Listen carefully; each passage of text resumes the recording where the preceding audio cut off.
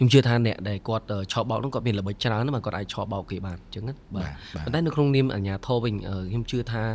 ក៏មានបញ្ហាប្រឈមមួយចំនួនដែរនៅក្នុងការតាមដានបទល្មើសមួយអញ្ចឹងណាតើក្នុងនាមលោកឧត្តមសេនីយ៍ផ្ទាល់តើកន្លងទៅនេះបញ្ហាប្រឈមអីគេខ្លះដែលយើងបានជួបហើយយើងអាចដោះស្រាយបញ្ហាទាំងអស់នោះដោយរបៀបណាបាទ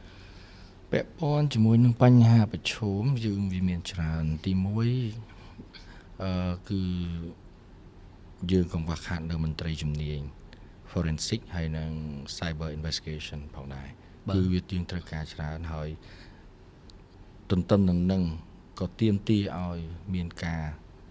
សិក្សាស្រាវជ្រាវបន្ថែមទៅលើបច្ចេកវិទ្យាថ្មីឥឡូវមកដល់ម៉ោងនេះយើងរហូតដល់មានបច្ចេកវិទ្យា AI ឥឡូវនេះចូលរួមចំណែកច្រើនមែនទែនគ្រប់វិស័យបាទសឹងតែគ្រប់វិស័យទៅហើយតែប្រើប្រាស់ប្រព័ន្ធ AI នេះអញ្ចឹងធ្វើម៉េចយើងត្រូវតែតាមឲ្យទាន់ទៅលើបញ្ហាហ្នឹងទី2គឺបញ្ហាមួយទៀតគឺបញ្ហាកិច្ចសហការរវាងបណ្ដាស្ថាប័នរដ្ឋជាមួយនឹងស្ថាប័នឯកជនឬគ្រឹះស្ថានធនាគារលក្ខណៈហ្នឹងវាមានភាពខ្វះខាតមួយចំនួនដែលយើងត្រូវដាក់ទុកពិភាក្សាគ្នា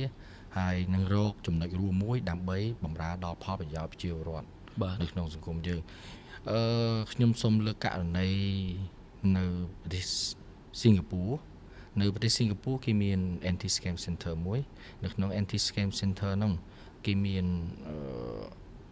អ្នកតំណាងធនាគារបាទអ្នកតំណាងធនាគារកាលពីឆ្នាំ2024មានតែ6ទេតែមកដល់2025មានធនាគារមួយទៀតបានចូលរួមជាមួយនឹងសមត្ថកិច្ចប៉ូលីសសិង្ហបុរីក្នុងការបង្ការទប់ស្កាត់និងបង្ក្រាបបទល្មើសឆោបបោកតាមប្រព័ន្ធអនឡាញនេះអញ្ចឹងមកដល់ម៉ោងនេះគេបានយកចិត្តទុកដាក់ខ្លាំងទៅលើការបង្ការនិងទប់ស្កាត់ពីព្រោះនៅពេលណាដែលយើងអាចធ្វើការងារបង្ការនិងទប់ស្កាត់បង្កកប្រាក់ដែលជនប្រព្រឹត្តបទល្មើសបានឆោបបោកជនប្រជាពលរដ្ឋរបស់គេអាចបង្កកទប់បាននៅក្នុងប្រព័ន្ធធនាគារនឹងបានអញ្ចឹងវាបានន័យថាมันមានជនរងគ្រោះពីបទល្មើសហ្នឹងឯងបានន័យថា loss of damage បានន័យថាគឺការខាត់បង់ការខាត់បង់លុយកាក់អត់មានទេអញ្ចឹងបទល្មើសវាយើងនឹងលែងកើតមានហើយបើយើងទប់ស្កាត់នឹងបង្ការនឹងទប់ស្កាត់បានអញ្ចឹងយើងមិនបាច់បង្ក្រាបទេអញ្ចឹងការបង្ក្រាបយើងវាមានភាពស្មុគស្មាញហើយបែកឆ្ងាយអញ្ចឹងបើយើងអាចធ្វើការងារនេះបានវាជាចំណុចមួយល្អហើយក៏យើងទាមទារមិនថាទាមទារមិនក៏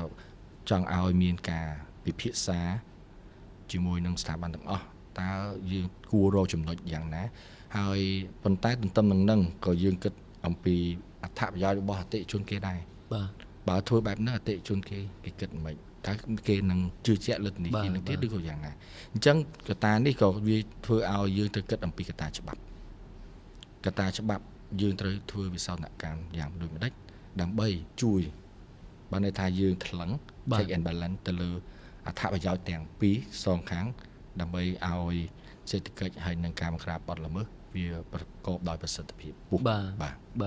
និយាយទៅគឺយើងតាក់ទងនឹងការសហប្រតិបត្តិការគឺជារឿងមួយដែលសំខាន់ពីព្រោះយើងអាចទៅធ្វើការងារតែមួយស្ថាប័នអញ្ចឹងណាទាំងឯកជនទាំងរដ្ឋគឺយើងត្រូវតែចូលរួមក្នុងការធ្វើកិច្ចការនេះទាំងអស់គ្នា